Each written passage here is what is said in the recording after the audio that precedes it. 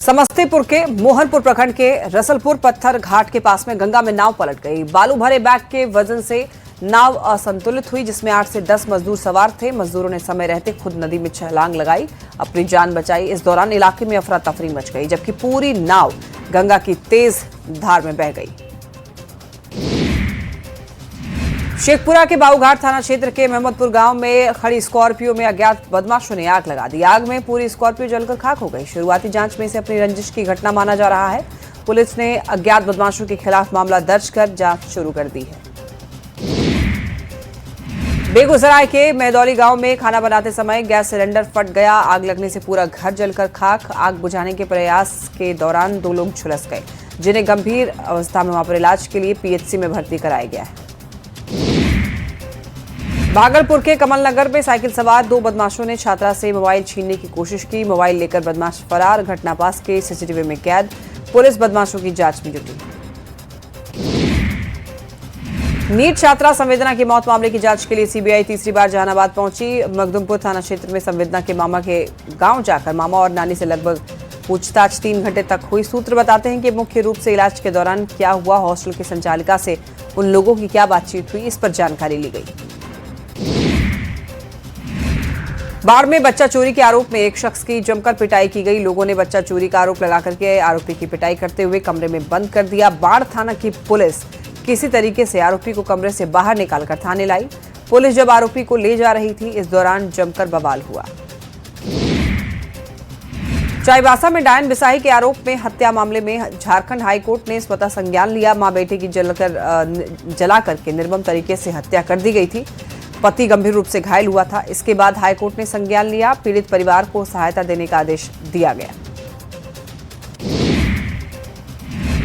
किशनगंज में निगरानी विभाग ने बड़ी कार्रवाई करते हुए एकीकृत बाल विकास सेवा की प्रभारी अनीता कुमारी को 50,000 रुपए घूस लेते हुए गिरफ्तार किया। ये कार्रवाई डुमरिया स्वास्थ्य मार्ग स्थित उनके आवास पर की गई। शिकायतकर्ता नागेंद्र कुमार से मामला रफा दफा करने के लिए 10 लाख रुपए की मांग की गई थी।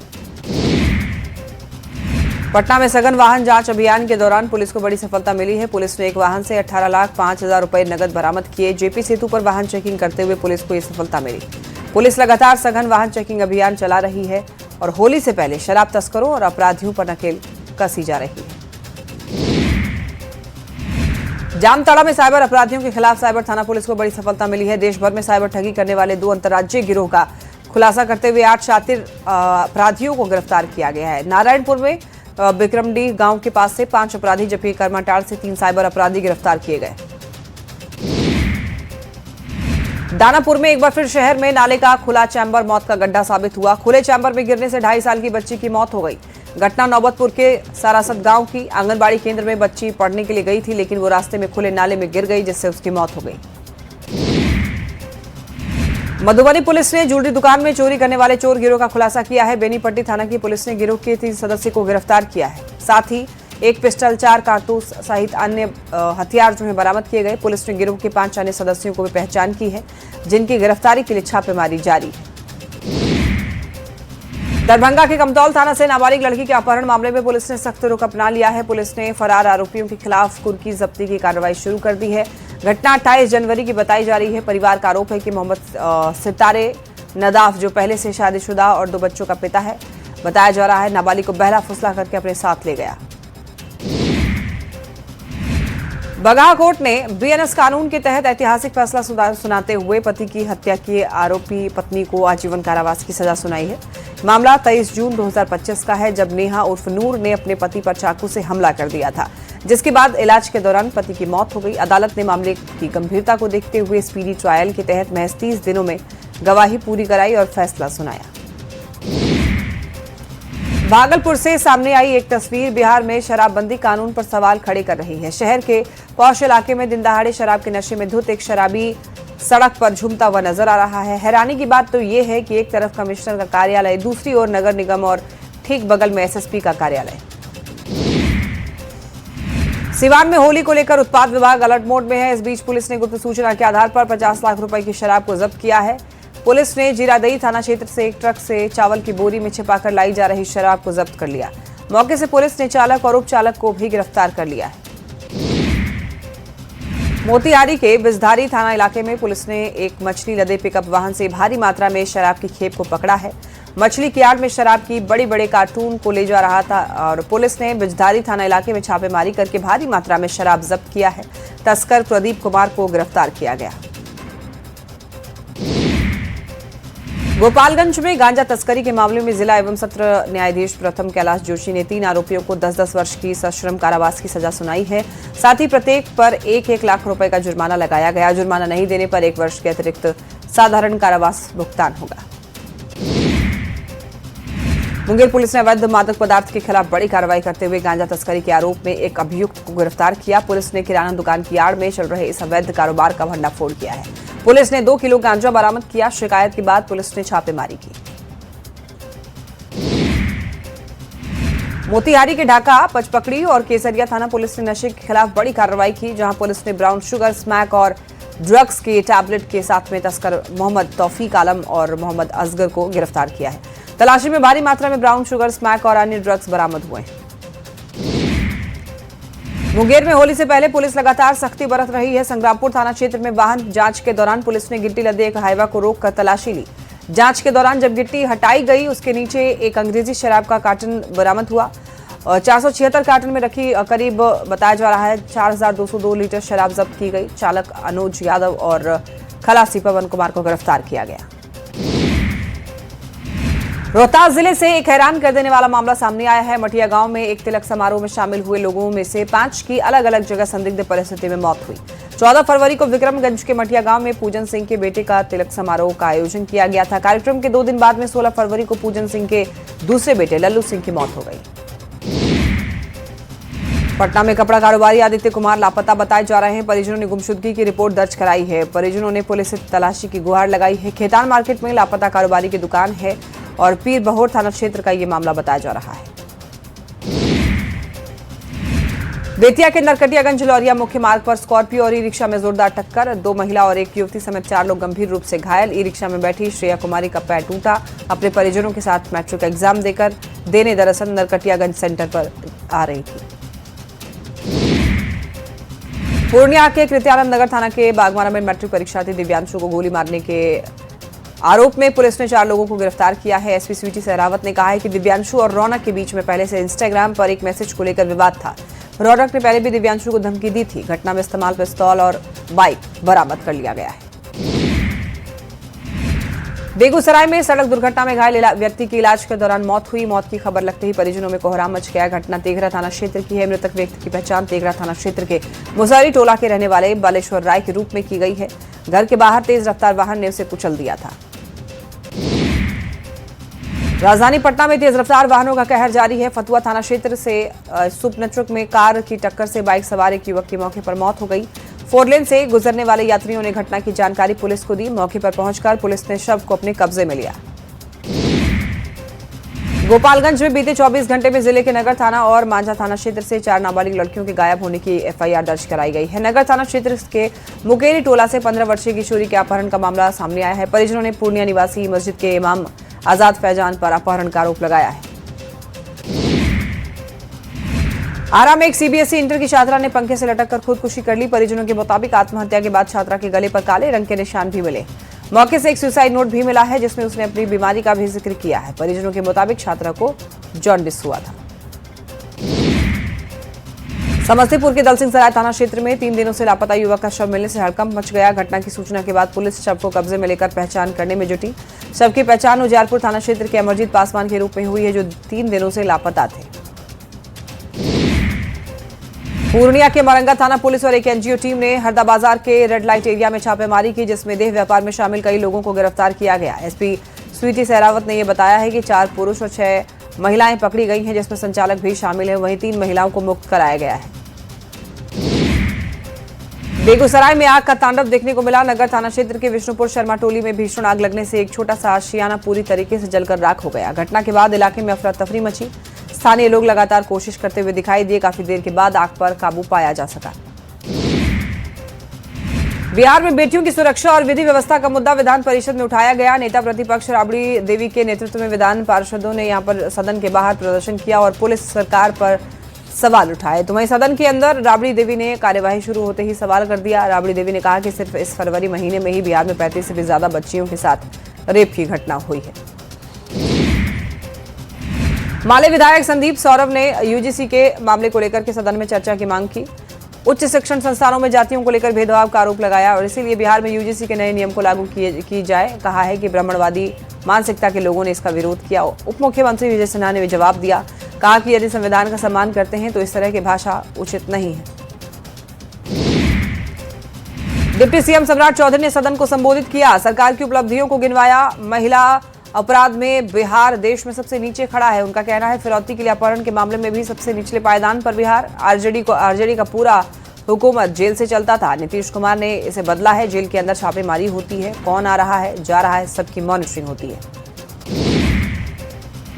सम्राट चौधरी के संबोधन शुरू होते ही विपक्ष ने सदन से वॉकआउट कर दिया। कार्यवाही में शामिल होने से इनकार कर दिया, जिस पर सम्राट चौधरी ने तंज कसा और कहा कि सच्चाई सुनने की हिम्मत नहीं बची है। जिसके बाद डिप्टी सीएम ने आरजेडी पर जमकर निशाना साधा है। नीतीश कैबिनेट की बैठक में बड़ा फैसला लिया गया। कैबिनेट ने सोनपुर में अंतर्राष्ट्रीय हवाई अड्डा निर्माण पर मुहर लगा दी। 4200 एकड़ में हवाई अड्डा का निर्माण होगा। कैबिनेट बैठक में 35 एजेंडों पर मुहर लगाई। बैठक में सभी कैबिनेट मंत्री मौजूद रहे और सभी ने अपना अपना सुझाव दिया।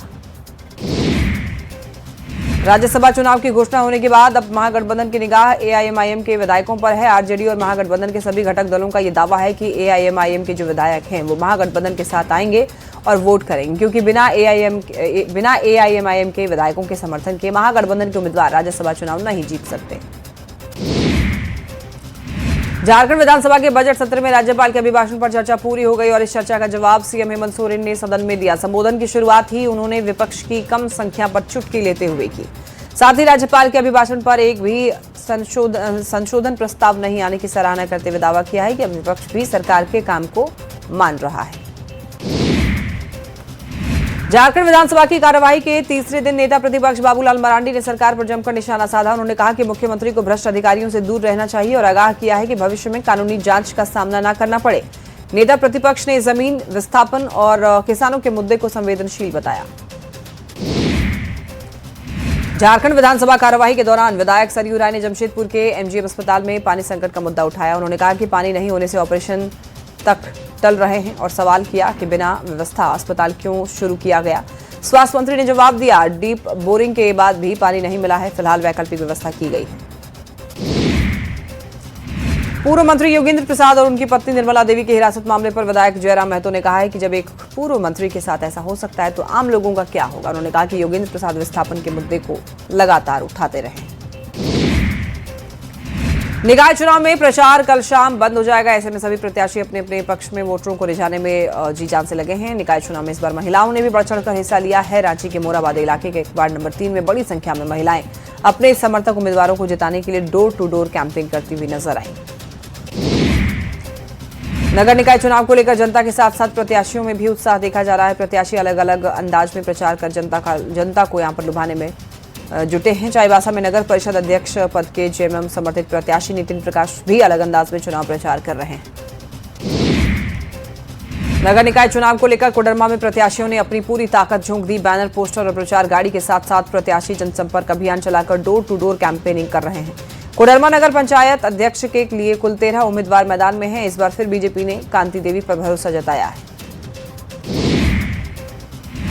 दुमका में नगर निकाय चुनाव को लेकर सियासत तेज है। बीजेपी समर्थित प्रत्याशी अमिताभ रक्षित ने जलापूर्ति योजना पर सवाल उठाए, जबकि अध्यक्ष पद के प्रत्याशी अजय कुमार झा ने भ्रष्टाचार के आरोप लगाए। विधायक सांसद की मौजूदगी पर उठे सवालों के बीच अजय झा ने इसे मैन टू मैन मुकाबला बताया। पलामू के मेदिनीनगर में पूर्व मुख्यमंत्री रघुवर दास ने बीजेपी समर्थित महापौर प्रत्याशी अरुणा शंकर के पक्ष में जनसभा को संबोधित किया। कार्यक्रम में सांसद विष्णु दयाल राम समेत कई नेता मौजूद रहे। सभी से पहले रघुवर दास बागी प्रत्याशी जयश्री गुप्ता के घर पहुंचे और समर्थन की अपील की। धनबाद नगर निगम चुनाव में मेयर पद के लिए 29 प्रत्याशी मैदान में हैं, जिससे चुनावी मुकाबला दिलचस्प हो गया है। जहां कई उम्मीदवार काफिलों और संसाधनों के साथ प्रचार में जुटे, तो वहीं कुसुम देवी सादगी से बेटे पिंटू के साथ बाइक पर वार्ड वार्ड घूमकर समर्थन मांग रही हैं। धनबाद नगर निगम चुनाव को लेकर सियासी माहौल पूरी तरह से गर्म है। चुनावी सरगर्मी के बीच सांसद ढूलू महतो और बीजेपी के पूर्व विधायक सह मेयर प्रत्याशी संजीव सिंह के बीच बयानबाजी तेज है। दोनों नेताओं के बीच में चल रही जुबानी जंग अब खुलकर सामने आ रही है। बोकारो के चास नगर निगम चुनाव को लेकर के सभी पार्टी जमीनी स्तर पर अपनी पूरी तरीके से ताकत झोंक रही है। मेयर पद पर उम्मीदवार उमेश ठाकुर के पक्ष में जेएमएम जिला कमेटी ने सड़क पर उतरकर अपने समर्थित प्रत्याशी के पक्ष में वोट देने की अपील की। उमेश ठाकुर ने कहा कि जनता हमें मौका देगी तो हम अगले 5 साल में नगर निगम को बेमिसाल बनाकर दिखाएंगे। धनबाद नगर निगम के चुनावी माहौल में विधायक राज सिन्हा अलग ही अंदाज में नजर आ रहे हैं। विधायक का ये अनोखा अंदाज लोगों को भी खूब पसंद आ रहा है। विधायक ने लोगों से वोट की अपील की है। विकास कार्यों पर लोगों से संजीव कुमार के पक्ष में वोट करने की अपील कर रहे हैं।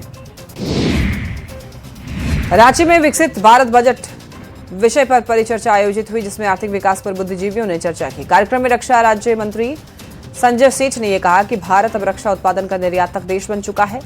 वहीं आर्थिक सलाहकार गौरव बल्लभ ने यह कहा कि विकसित झारखंड से ही विकसित भारत बनेगा। पटना यूनिवर्सिटी में छात्र संघ चुनाव को लेकर माहौल गर्म है। नॉमिनेशन के बाद कई कैंडिडेट को इनवैलिड घोषित कर दिया गया। कैंडिडेट और उनके समर्थकों ने यूनिवर्सिटी के गेट पर प्रदर्शन किया। कुलपति पर भेदभाव का आरोप लगाया गया। छात्रों का कहना है कि पहले से कोई जानकारी नहीं थी और अब निर्देश दिया गया। पटना हाईकोर्ट ने तकनीक और पारदर्शिता की दिशा में एक और बड़ा कदम उठाया है। मुख्य न्यायाधीश संगम कुमार साहू ने नवनिर्मित ई फाइलिंग सेंटर का उद्घाटन किया। नया ई फाइलिंग सेंटर अत्याधुनिक तकनीक से लैस है। अब अधिवक्ताओं को लंबी कतारों में खड़े रहने की मजबूरी नहीं होगी। लैंगिक संवेदनशीलता अधिनियम 2013 और शी बॉक्स पोर्टल के संचालन को लेकर के पटना में बड़ी वर्कशॉप का आयोजन हुआ। कार्यक्रम में जीविका के इंटरनल सदस्य और अधिकारी शामिल हुए। मौके पर ग्रामीण विकास विभाग के प्रधान सचिव और जीविका की एसीओ ने अधिकारियों और कर्मियों को संबोधित करके ये कहा कि अब डिजिटल एआई का दौर शुरू हो गया है। रांची में खुले में कचरा फेंकने पर एक्शन देखा जा रहा है। अब खुले में कचरा फेंकने वालों पर नगर निगम सीसीटीवी के माध्यम से नजर रख रहा है। साथ ही खुले में कचरा फेंकने वालों का ऑनलाइन चालान भी काटा जा रहा है। रांची नगर निगम क्षेत्र में 95 लोकेशन पर 700 से भी अधिक कमरे इंस्टॉल किए गए हैं, जिसके माध्यम से ये निगरानी रखी जा रही है। रामगढ़ जिला सब्जी खेती के लिए प्रसिद्ध है और महिला किसान बीना देवी ने गेंदा फूल की खेती करके मिसाल पेश की है। उन्होंने पटना से हाइब्रिड बीज मंगवाकर उन्नत किस्म के फूल उगाए हैं, जो अब रामगढ़ के साथ रांची और आसपास के जिलों में भी सप्लाई हो रहे हैं। जल्द ही बिहार का 5वां एयरपोर्ट शुरू होने जा रहा है। मुजफ्फरपुर के पताही हवाई अड्डा से उड़ान का इंतजार अब खत्म होने वाला है। एयरपोर्ट को लेकर के टेंडर जारी कर दिया गया है। कुल 43 करोड़ 13 लाख का टेंडर किया गया है, जिससे एयरपोर्ट का विकास किया जाएगा। विधायकों ने पटना आईजीआईएमएस अस्पताल में इलाज का कोटा तय किए जाने की मांग की है। इसके जवाब में स्वास्थ्य मंत्री मंगल पांडे ने कहा कि अस्पताल में बेड खाली रहेगा तो मरीज का इलाज होगा। हालांकि विधायकों के आग्रह को प्राथमिकता से देखा जाता है। जल्द ही अस्पताल में 2400 बेड बढ़ने वाले हैं। जमुई में सालों पहले लाखों रुपए की लागत से बना विद्युत शवदाह गृह उपयोग के अभाव में खंडहर में तब्दील हो गया है। अब उसी जगह के पास में लगभग 2 करोड़ रुपए की लागत से नया विद्युत शवदाह गृह निर्माणाधीन है। निर्माण कार्य में लगी एजेंसी का दावा है कि आगामी जून महीने तक काम पूरा कर लिया जाएगा। अररिया में परीक्षा केंद्र तक पहुंचने के लिए बच्चे चचरी पुल पार करने को मजबूर हैं। ये तस्वीर अररिया शहर के वार्ड नंबर 29 की है। आरपी कंस्ट्रक्शन ने पुल बनाने का ठेका लिया है, लेकिन आज तक यहां पर पुल निर्माण नहीं कराया जा सका है। राजस्थान के भिवाड़ी में पूर्वी चंपारण के 7 मजदूरों की केमिकल ब्लास्ट में दर्दनाक मौत। 5 मजदूर हरसिद्धि के रहने वाले थे। परिजन मजदूरों के शव का इंतजार उनके कर रहे हैं और पूर्व मंत्री एवं विधायक कृष्णनंदन पासवान मृतक मजदूरों के परिजनों से मुलाकात करने उनके घर पहुंचे। सरकार से हर संभव मदद दिलाने का आश्वासन